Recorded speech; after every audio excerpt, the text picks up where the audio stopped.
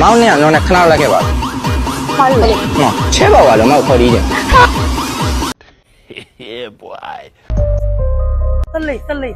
လိတ် ပတ်တာနောက်တစ်ခေါက် လာကိုက် ကိုက် ကိုက်မယ် လာလိုက် လာလိုက်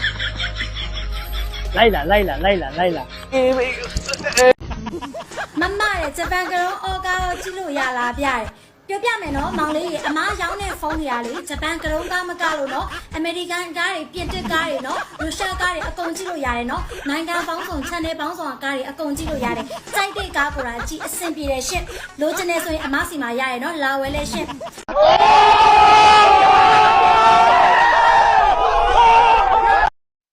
ချဲပေါက်ခေါ်တရုံနဲ့မပိုင်နာမဲနဲ့စပိုင်ဒါမဲတကယ်တော့ဒီကမပိုင်နာကိုမန်းနေရမှာမဖြစ်နိုင်တာကိုမန်းနေတာဆိုတော့မောင်လေးရဲ့ချဲပေါက်ခေါ်တီးနေရမယ်ဆိုချဲပေါက်လေးခေါ်တီးလို့ရအောင်ပေါ့နော်မောင်လေးအိမ်မှာရှိတဲ့မောင်လေးရဲ့အမတို့ညီမတို့နဲ့ပဲခေါ်တီးလိုက်ပါလားအဲ့ဒါဆိုမောင်လေးချဲပေါက်အောင်လေးစကောင်းကြမလို့တော့နော်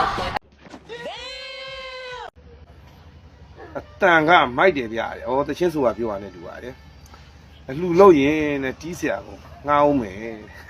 ။ပကံစည်းဘူးဗျာဟာ အစကတော့ခွေးစကားပြောတယ်ဆိုတော့မယုံဘူးဗျအခုတော့တကယ်ယုံသွားပြီမယုံဘူးမလားနားထောင်ကြည့် ရမ်းချစ်တယ်တိတာဘယ်တော့မှထားမသွားဘူး သမင်ဝတ်တဲ့မင်းကလေးမှန်တယ်များငါအမျိုးတွေကလွင်းအကုန်ရီးစားစကားလိုက်ပြောမယ် အမေ